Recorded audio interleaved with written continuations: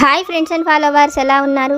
మనమంతా సంతోషంగా ఆరోగ్యంగా ఉండాలని ఆ లక్ష్మీ వల్లభుడి చల్లని అనుగ్రహం మనందరకు లభించాలని, మనం చేసే ప్రతి పనిలోనూ ఆ సాయినాథుడి కరుణా కటాక్షాలు మనకు తోడుగా ఉండాలని, ఆ సమర్థ సద్గురుల అనుగ్రహం ఆశీస్సులు మనందరకు లభించాలని మీ అందరి తరపున నేను కూడా బాబా గారిని కోరుకుంటున్నాను. ఫ్రెండ్స్, మన ఛానల్ ఎవరైనా ఫస్ట్ టైం చూస్తుంటే సబ్స్క్రైబ్ చేసుకొని ఒక లైక్ చేయండి. దానివలన మన వీడియోస్ మరికొంతమంది సాయి బంధువులకు చేరుతాయి. ఈరోజు బాబా గారు ఒక చక్కని సందేశాన్ని మనకు అనుగ్రహించారు. బాబా గారు చెప్పినటువంటి ప్రతి మాట కూడా మన మనసుకు ఎంతో సంతోషాన్ని ఇస్తుంది. మన హృదయంలో ఉండే బాధ అంతటినీ కూడా పోగొడుతుంది. మన జీవితంలో మనకు ఎంతో ధైర్యాన్ని, మన సమస్యల్ని ఎదుర్కొనే శక్తిని, ఓర్పుని కూడా బాబా గారి మాటలే మనకు ప్రసాదిస్తాయి. అదేవిధంగా ఇప్పుడు కూడా బాబా గారి మాటలు మనకు ఒక సత్య ప్రమాణమైన వాక్కును తెలియజేస్తున్నాయి. మరి బాబా గారి దయ వలన ఆ వాక్కు ఏమిటో ఆ తండ్రి మాటల్లోనే విని తెలుసుకుందాం. మనతో బాబా గారు చెప్తున్నారు, తల్లి, నీ హృదయం ఆనందపడే ఒక సంతోషకరమైన మాటను చెప్పబోతున్నాను. శ్రద్ధగా విను. తల్లి, ఓర్పు ఎంతో విలువైనది. ఓర్పుతో ఉన్నవాళ్ళు ఎప్పుడూ కూడా జీవితంలో ఓడిపోరు. అయితే ముఖ్యమైన విషయం ఏమిటి అంటే, కష్టాలను భరిస్తూ నీకు వచ్చే కన్నీళ్లను దిగమింగుకుంటూ నువ్వు కోరుకుంటున్న మంచి మార్పు కోసం ఎదురు చూడటం మాట చెప్పినంత సులభమైన పని కాదు. ఈ విషయం నాకు కూడా బాగా తెలుసు. కానీ నీకు ఒక విషయం చెప్పబోతున్నాను. జాగ్రత్తగా శ్రద్ధగా విను తల్లి. నువ్వు ఎంత ఓర్పుగా ఉంటావో అంత కష్టం బాధిస్తుంది. అయినా కానీ ఆ కష్టం నీ విజయాన్ని ఆపలేదని గుర్తుపెట్టుకో. నీ ఓపికతో నువ్వు అనుకున్నది తప్పకుండా అందుకుంటావు. అటువంటి అద్భుతం నీ జీవితంలో చాలా త్వరలో అందుకుంటావు. ఆ తరువాత నీ జీవితంలో నువ్వు ఊహించని అద్భుతమైన రోజులు ప్రారంభమవుతాయి. ఇది ఖచ్చితంగా జరిగే తీరుతుంది.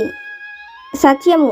ఇది సాయి నీకు చెప్పేటువంటి గురువాక్కుగా భావించి అనుభవంలో నువ్వు ఆచరించగలిగితే నీ విజయాన్ని ఎవ్వరూ ఆపలేరు. తల్లి, ఇది నేను నీకు తిరిగి రాస్తున్న సత్య ప్రమాణం అని మన సాయి సమర్థులు ఒక చక్కని సందేశాన్ని మనకు అనుగ్రహించారు. మన జీవితంలో కూడా మనం ఊహించని పరిణామాలు ఎన్నో మన జీవితంలో జరుగుతూనే ఉంటాయి. అటువంటి సమయంలో మనకు ఓర్పు అనేది చాలా అవసరం. ముఖ్యంగా మన కుటుంబ సభ్యులలో మార్పు రావడం కోసం ఎన్నో నెలలు, సంవత్సరాల నుండి కూడా ఎదురు చూసే మన సాయి బంధువులు ఎంతోమంది ఉన్నాం. నిజంగా ఓర్పుగా ఉండు, సహనంతో ఉండు, వాళ్ళల్లో కోరుకునే మార్పు కోసం ఓపికతో ఉండు అని ప్రతి ఒక్కళ్ళు చెబుతూనే ఉంటారు. అయితే మన ఓర్పుకు, సహనానికి, ఓపికకు తగిన ఫలితాన్ని ఇవ్వగలిగింది మాత్రం మన తండ్రి సాయి సమర్థులే. ఇప్పుడు మన ఓపికకు, ఓర్పుకు తగిన ఫలితాన్ని మన సాయి సమర్థులు మనకు ఎలా ప్రసాదిస్తారో ఆ తండ్రి మాటలలోనే విని తెలుసుకుందాం. పూర్వం రంగరాయపురం అనే గ్రామంలో వీరన్న అనే ఒక కట్టెలు కొట్టుకునేవాడు ఉండేవాడు. వీరన్నకు మధురిక, మంజుల అనే ఇద్దరు కూతుళ్ళు ఉండేవాళ్ళు. వీరన్న భార్య గౌరి అన్ని పనులు కూడా మధురికకే చెప్పేది. మంజులను ఎంతో గారాబంగా పెంచుతుంది. ఎందుకంటే పెద్దదైన మధురిక తన సొంత కూతురు కాదు. ఆమె వీరన్న మొదటి భార్య కూతురు. ఆమె పుట్టిన ఏడాది కల్లా తల్లి చనిపోవడంతో అతను గౌరీని వివాహం చేసుకుంటాడు. ఆమెకు మంజుల కూడా పుడుతుంది. అందుకని మంజులను ఎంతో ప్రేమగా, గారాబంగా పెంచుతూ తనకు ఒక్క పని కూడా చెప్పకపోగా మధురిక చేత ఇంటి పని అంతా చేయిస్తూ ఆమెను నానా తిట్లు తిట్టడం, కొట్టడం అన్నీ చేసేది. ఈ విషయాలన్నీ కూడా వీరన్నకు తెలుసు. కానీ భార్యను ఏమీ అనలేక మధురికకే సర్ది చెప్తూ ఉండేవాడు. తండ్రి మాత్రం మధురికను ఎంతో ప్రేమగా చూసుకుంటూ తనకు వివాహం చేస్తే భార్య నుంచి కలిగే కష్టాల నుంచైనా దూరంగా వెళ్ళిపోతుందని, మధురిక అలా అయినా సంతోషపడుతుందని ఆలోచించిన వీరన్న ఒక కట్టెల అడిది వ్యాపారస్తుడితో వివాహ విషయాలను గురించి మాట్లాడతాడు. అతను కూడా మధురిక అందంగా ఉంది కాబట్టి ఆమెను వివాహం చేసుకునేందుకు ఆ క్షణమే ఒప్పుకుంటాడు. అది చూసిన వీరన్న కూడా ఎంతో సంతోషిస్తాడు. ఈ రోజు నుంచి తనకు ఉన్న కష్టాలన్నీ తొలగిపోతాయని, తనకంటే కూడా స్థితిమంతుడు తన కూతురికి భర్తగా లభిస్తున్నాడని వీరన్న ఎంతో సంతోషపడతాడు. ఆ విషయం తనతో పనిచేసే అవిటి కాలువాడైన సీనయ్యతో కూడా చెప్తాడు. సీనయ్య కూడా ఆమె ఎంతో ఓర్పు సహనం కలగది, అందుకనే తనకు ఇంత మంచి సంబంధం దొరికింది అని అతను కూడా సంతోషంగా చెప్తాడు. ఇద్దరు ఆ విషయాలను ఇంటికి వెళ్ళి తన భార్య అయిన గౌరీతో చెప్తారు. అయితే మధురికకు అంత మంచి సంబంధం దొరికిందని వినడంతోనే గౌరీకి ఎంతో కోపం కలుగుతుంది. మధురికకు గొప్ప ఇంటి సంబంధం రాకూడదని, తను ఆ అవిటి కాలువాడయ్యైన సీనయ్యను వివాహం చేసుకుంటే సీనయ్య ఎలాగూ తన భర్త దగ్గర పనిచేస్తూ తన ఇంట్లోనే ఉంటాడు. ఆ విధంగా మధురిక కూడా ఇంకా ఎప్పటికీ ఆ ఇంట్లోనే ఒక పనిదానిలా పడి ఉంటుందని ఆలోచించిన గౌరీ తన భర్తతో పోట్లాడి తన కూతురైన మంజులకు అన్యాయం జరగకూడదని, తన కూతురికే ఆ కట్టెల అడిది యజమానిని ఇచ్చి వివాహం చెయ్యాలని చెప్తుంది. తన ఆలోచనలో ఎటువంటి మార్పు లేదని, మధురికకు చేసేందుకు తాను ఒప్పుకోనని, పెళ్లి కొడుకు వాళ్ళ ఇంటికి కూడా వెళ్ళి మధురిక గురించి లేనిపోని విషయాలన్నీ చెప్పి ఆ సంబంధాన్ని మధురికకు చెడగొట్టి తన కూతురు మంజులకే ఖాయం చేసుకొని వస్తుంది. ఈ విషయాలన్నీ తెలిసిన మధురికకు ఎంతో బాధ కలిగి తన తల్లి తన విషయంలో ఈ విధంగా ప్రవర్తిస్తుందని, కనీసం పెళ్లి తర్వాత జీవితం కూడా సుఖంగా ఉండేందుకు లేకుండా తనకు ఆ అవిటి వ్యక్తిని ఇచ్చి వివాహం చెయ్యాలని అనుకుంటున్నదని తెలుసుకొని తను ఇంకా ఎప్పటికీ ఆ ఇంటి నుంచి బయటకు పోకూడదని, అతడిని ఇచ్చి వివాహం చెయ్యటం వల్ల తన జీవితమంతా ఆ ఇంట్లోనే ఉండాలని గ్రహించిన మధురిక తను ఇంకా బతికేందుకు కూడా ఇష్టపడక ఆ రోజు రాత్రి అందరూ నిద్రపోతున్న సమయంలో అడవి మధ్యలో ఉన్న బావిలో దూకి చనిపోవాలని నిర్ణయించుకొని తను లేచి అడవి మధ్యలోకి వెళుతుంది. అక్కడ బావిలో దూకబోతున్న సమయంలో మధురికకు ఎదురుగా ఒక పిశాచం కనపడుతూ తనను ఆగమని, తను ఎందుకు చనిపోతుందో అన్ని విషయాలను తెలుసుకుంటుంది. అయితే చనిపోవడానికి సిద్ధపడ్డ మధురిక ఆ పిశాచాన్ని చూసి కొంచెం కూడా భయపడదు. తనకు కలిగిన కష్టమంతా కూడా తనతో చెప్తుంది. పిశాచం అందుకు సంతోషంగా నవ్వుతూ, నువ్వు బాధపడకు, నీకు ఓపిక సహనానికి తగిన మంచి రోజులు రాబోతున్నాయి. నీ తల్లి చెప్పినట్లుగా నువ్వు వెళ్ళి ఆ సీనయ్యను వివాహం చేసుకో. నీ వివాహానికి కావలసిన ధనమంతా కూడా ఈ గోనె సంచిలో ఒక్క రోజులో వచ్చేస్తుంది. ఈ గోనె సంచిని తీసుకువెళ్ళి జాగ్రత్తగా పెట్టు. ఇవాళ నీ తల్లి నిన్ను ఎన్ని తిడుతుందో ఆ తిట్టిన తిట్లన్నిటికీ కూడా నువ్వు సంతోషించే రోజు రాబోతున్నది. నీ తల్లి తిట్టిన ప్రతి ఒక్క తిట్టుకి ఒక బంగారు కాసు చప్పున వస్తుందని, ఆ గోనె సంచి ఒక్కరోజు మాత్రమే పనిచేస్తుందని ఆ సంచిని మధురికకు ఇస్తుంది. మధురిక ఆ గోనె సంచిని తెచ్చి జాగ్రత్తగా గొడ్ల చావిటిలో దాచిపెడుతుంది. తరువాత వచ్చి తన గదిలో తను పడుకుని ఉంటుంది. పొద్దున్నే ఇక తల్లి లేచి ఆమెను తిట్టడమే పనిగా పెట్టుకుని తిడుతూ ఆ పనులు ఈ పనులు చెయ్యలేదని తిడుతూనే ఉంటుంది. సాయంత్రానికి ఆ గోనె సంచి నిండా ధనం పోగవుతుంది. మొత్తం 1000 కాసుల బంగారు నాణేలు ఉంటాయి. తండ్రి రాగానే ఆ విషయాలను చెప్పి మధురిక ఆ బంగారమంతా కూడా తండ్రి వీరన్నకే ఇస్తుంది. అది చూస్తున్న గౌరీ ఇది అంతా నా కష్టార్జితమని వీరన్న దగ్గర పోట్లాడి వీరన్న చేతుల్లో ఉన్న ఆ బంగారు కాసులన్నిటినీ కూడా తనే తీసేసుకుంటుంది. ఇది అంతా చూస్తున్న మధురిక ఎంతో బాధపడుతుంది. తన మీద పిశాచికైనా కరుణ ఉంది, కానీ పెంచిన తల్లికి కొంచెం కూడా లేదని బాధపడుతున్న సమయంలో మధురికను బాధపడద్దని సీనయ్య మధురికను ఓదారుస్తూ నచ్చ చెప్తాడు. అయితే అదంతా చూస్తున్న మధురికకు సీనయ్యకు తన మీద ఎంతో ప్రేమ ఉందని, అందువలనే పిశాచి అతడినే వివాహం చేసుకోమని చెప్తున్నదని, అతని వల్ల తన జీవితం మారుతుందని మధురికకు కూడా అనిపించి తను తన సవతి తల్లి కోరుకున్నట్లే సీనయ్యను వివాహం చేసుకుంటానని తండ్రితో చెప్తుంది.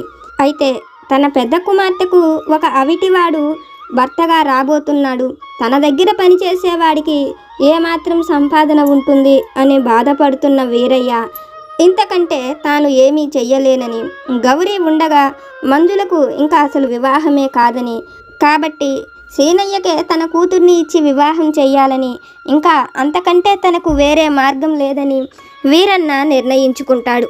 గౌరీ చెప్పినట్లుగా వాళ్ళ ఇద్దరికి వివాహ ముహూర్తాలను పెట్టిస్తాడు. అయితే మంజులతో పాటు మధురికకు వివాహం చేసేదే లేదని చెప్పి ముందు మంజులకే వివాహం చెయ్యాలని ఆ పెద్ద కట్టెల వ్యాపారస్తుడికి తన కూతుర్ని ఇచ్చి వివాహం చేస్తుంది. తర్వాత ధనమంతా కూడా తన కూతురు వివాహానికి సారా కిందకి కట్నం కిందకే అయిపోయిందని, ఇప్పుడు ఆ తెచ్చిన 1000 కాసుల్లో నుంచి 1 కాసు ధనం కూడా మిగల్లేదని, అందుకని మధురికకు మహారాజు ప్రతి సంవత్సరము కూడా చాలామందికి ఉచితంగా వివాహాన్ని జరిపిస్తారు. లేని వాళ్ళ పిల్లలందరకు మహారాజు ఆ విధంగా కళ్యాణ మండపాలలో ఏర్పాటు చేశారు కదా, కాబట్టి తనని కూడా రాజధానికి తీసుకువెళ్ళి అక్కడ జరిపే ఉచిత వివాహాలలో తనకు కూడా వివాహం చేయించామని చెప్తుంది. ఆ మాటలు వింటూ వీరన్న ఎంతో బాధపడతాడు. తను కష్టపడి 1000 బంగారు కాసులను తీసుకువస్తే ఆ ధనమంతా కూడా నీ కూతురికి ఇచ్చి వివాహం చేశావు, కనీసం తనకు వివాహం జరిపించేందుకు కొంచెం కూడా ఉంచలేదని, మొత్తం కట్న కానుకల కింద మంజరికే ఇచ్చావు, ఇది న్యాయం కాదని వీరన్న ఎంత చెప్పినా ఆ విషయానికి కొంచెం కూడా గౌరీ బాధపడకపోగా, నీ కూతురికి వివాహం జరగటమే ఎక్కువ, అయినా వివాహం చేసుకున్నాక వాళ్ళు ఎక్కడికి పోగలరు, తిరిగి మళ్ళీ ఇక్కడికే రావాల్సి ఉంటుంది, కాబట్టి దానికి ఇంకా కట్న కానుకలు ఎందుకు, వివాహం కూడా రాజుగారు ఉచితంగానే జరిపిస్తారు, కాబట్టి దీని మొహానికి ధనంతో అవసరమేముంది, నా కూతురు సంతోషంగా ఉండాలి కాబట్టే అక్కడకు పంపానని చెప్తుంది. ఆ మాటలు వింటున్న మధురిక తనలో తాను బాధపడుతూ తండ్రికి ధైర్యం చెప్పుతూ, నువ్వు ఈ విషయంలో బాధపడకు, దైవం నా తలరాతలో ఏది రాసి ఉంచాడో అవి అన్నీ తప్పకుండా జరుగుతాయి, అందుకని నాకు అమ్మ చెప్పినట్లుగానే రాజుగారు ఉచితంగా వివాహాలు చేసే దగ్గరే నాకు సీనయ్యకు కూడా చేయించమని తండ్రితో చెప్తుంది. తండ్రి మధురిక ఏ విధంగా కోరుకుందో ఆ విధంగానే ఆమెకు వివాహం చేసేందుకు అందరూ రత్నగిరికి ప్రయాణమై రాజధానికి చేరుకుంటారు. అయితే గౌరీ మాత్రం మధురిక వివాహానికి రానని, ఆమె మాత్రం వివాహానికి రాదు. సీనయ్య తన తల్లిదండ్రులు ఈ వివాహానికి వస్తున్నారని చెప్తాడు. సీనయ్యకు తల్లిదండ్రులు ఉన్నారని అప్పటి వరకు వీరన్నకు కొంచెం కూడా తెలియదు. అయితే వాళ్ళు వస్తున్నారని చెప్పేటప్పటికి వీరన్న ఎంతో సంతోషపడతాడు. అయితే గౌరీకి ఈ విషయం తెలిసి కూడా తను రావటం లేదని, అమ్మాయి వారి అత్తవారి వాళ్ళ ముందు వాళ్ళ పరువు పోతుందేమోనని బాధపడతాడు. కానీ సీనయ్య మాత్రం అలా ఏమీ జరగదని ధైర్యం చెప్పి వీరన్నను మధురికను తీసుకొని రాజధానికి బయలుదేరతాడు. 2-3 రోజులు ముందుగానే ఆ రాజధానికి వెళతారు. అక్కడికి వచ్చిన దగ్గర నుంచి సీనయ్య మాత్రం వీరన్నతో కనపడడు. వీరన్న సీనయ్య ఎక్కడికి వెళ్ళాడు, వివాహ ముహూర్త సమయానికైనా వస్తాడా, అసలు సీనయ్య ఏడి, అతని తల్లిదండ్రులు కూడా ఎవరు కనపడట్లేదు, వాళ్ళు కూడా ఈ వివాహానికి వస్తున్నారని చెప్పాడు కదా, ఒకవేళ వాళ్ళను తీసుకొని వచ్చి తల్లిదండ్రుల దగ్గర ఉన్నాడేమో, వివాహ సమయానికి సీనయ్య వస్తాడని తండ్రి ఎదురు చూస్తుంటాడు. వివాహ సమయం రానే వస్తుంది. పెళ్లి కూతుళ్ళందరినీ కూడా అలంకరిస్తారు. వారి వారి మేలి ముసుగులలో వారు వివాహ కళ్యాణ మండపాలపైన కూర్చుంటారు.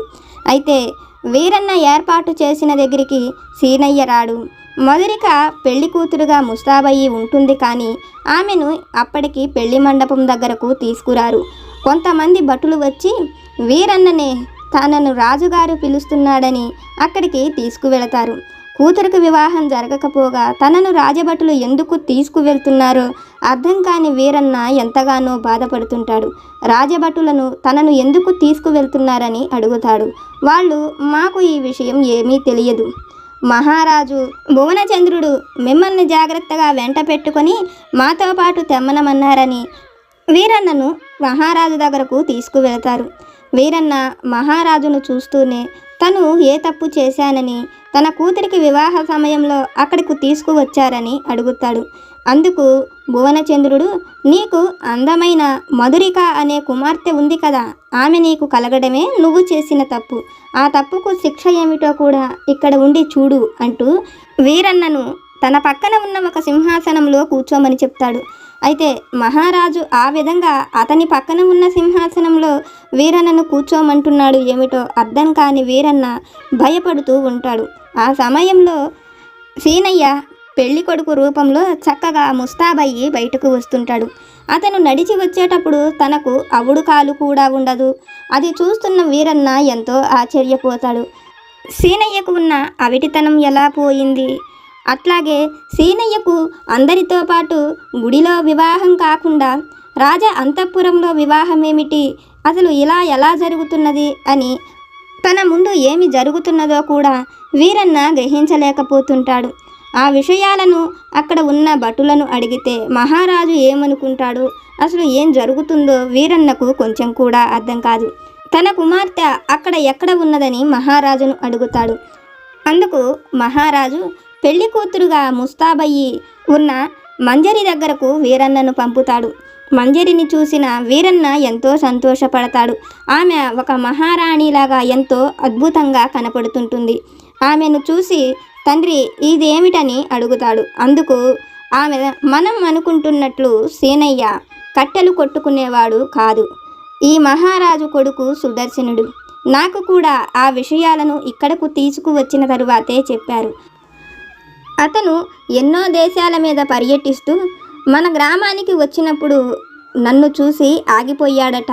అయితే మన ఇంటికి రావాలి అంటే మహారాజు కొడుకుగానో మరి ఏ వ్యక్తిగానో వస్తే మనం చేసే మర్యాదలు వినయాన్ని చూసి మనం ఎటువంటి వారో తెలుసుకోలేమని, అందుకోసం అతను నువ్వు కట్టెలు కొట్టుకునేవాడివి కాబట్టి నీ దగ్గర 4 కట్టెలు కొట్టి అమ్మేవాడిలాగా చేరి మనల్ని పరీక్షించడం కోసమే సీనయ్య ఇన్ని రోజులు కూడా మన ఇంట్లో ఉన్నాడని, మన గురించి పూర్తిగా తెలుసుకున్న సీనయ్య తన తండ్రికి చెప్పి నన్ను వివాహం చేసుకుంటున్నాడని, అందుకనే రాజధానిలో వివాహం అనంగానే సీనయ్య ఎంతో సంతోషించాడని, తల్లి తన జీవితానికి నష్టం కలగాలని చేసిన ప్రతి పని కూడా తన ఓర్పు వల్ల తనకు మేలే కలిగేట్లు చేశాయని, ఆ విషయాలను అన్నిటినీ కూడా తండ్రికి అర్థమయ్యేట్లు చెప్తుంది. అయితే ఈ విషయాలు తెలియని గౌరీని కూడా మహారాజు భటులను పంపించి అక్కడకు తెప్పిస్తాడు. అక్కడకు వచ్చిన తరువాత సీనయ్య గురించి తెలిసి రత్నగిరికి గొప్ప రాజైన వాడు తన కుమార్తెకు భర్తగా లభించడానికి కారణం ఆమెకు ఉన్న ఓర్పు సహనం వల్లనేనని, మనం దురాశకు పోయి ఓర్పుని సహనాన్ని విడిచి ఎదుటివారి మీద ఆ సమయానికి గెలుపు సాధించామని సంతోషపడతాం. కానీ ఓర్పుతో ఉన్నవాళ్ళు ఆ సమయానికి గెలుపు పొందకపోయినా వాళ్లకు దైవం సహాయం ఉండి వాళ్లకు ఇచ్చే గెలుపు సంతోషము జీవితమంతా వాళ్లతోనే ఉంటుందని, వాళ్ళ ఓపికకు తగిన ఫలితాన్ని ఆ సర్వేశ్వరుడు తప్పక అనుగ్రహిస్తాడని గౌరీకి అర్థమవుతుంది. తల్లి, ఇది విన్న నీకు నేనేమి చెప్పాలనుకుంటున్నానో అర్థమైంది కదా. నువ్వు కోరుకుంటున్న సంతోషం, ఆనందం నీ జీవితంలోకి రాబోతున్నాయి. ఓర్పుకి సహనానికి తగిన ఫలితాన్ని నువ్వు పొందుతావు. నువ్వు ఎన్నో రోజుల నుంచి ఓర్పు సహనంతో ఎదురు చూస్తున్న ఆ వ్యక్తిలో కలిగే మార్పు నీకు జీవితం మొత్తము కూడా సంతోషాన్ని ఆనందాన్ని కలిగిస్తుంది. అది నువ్వు కోరుకుంటున్న ఉద్యోగమైన, వివాహమైన, నీ బిడ్డలలోని మార్పైనా, నీ భర్తలో మార్పైనా, నువ్వు కోరుకుంటున్నది ఏదైనా నేను తప్పక అనుగ్రహిస్తాను. నీ ఓపికకు సహనానికి తగిన ఫలితాన్ని నువ్వు పొందబోతున్నావు అని మన సాయి సమర్థులు ఒక చక్కని సందేశాన్ని మనకు అనుగ్రహించారు. ఫ్రెండ్స్, బాబాగారు మనల్ని అనుగ్రహించి చెప్పిన ఈ వాక్కులను విన్నారు కదా. బాబాగారి వాక్కుల ద్వారా మనం తెలుసుకున్న ఈ విషయాలు కనుక మీకు నచ్చితే లైక్ చేయండి, షేర్ చేయండి. మీకు ఏమైనా సమస్యలు కనుక ఉంటే అవి నాకు కామెంట్ సెక్షన్లో పెట్టండి. నేను పూజ చేసుకునేటప్పుడు మనందరి సమస్యలు తీరాలని, మన అందరి కోరికలు నెరవేరాలని మీ అందరి తరపున నేను కూడా బాబాగారిని కోరుకుంటాను. నాకు తెలిసిన పరిష్కారాలను కూడా చెప్తాను. జై సమర్థ సద్గురు సాయినాథ్ మహారాజ్ की जय।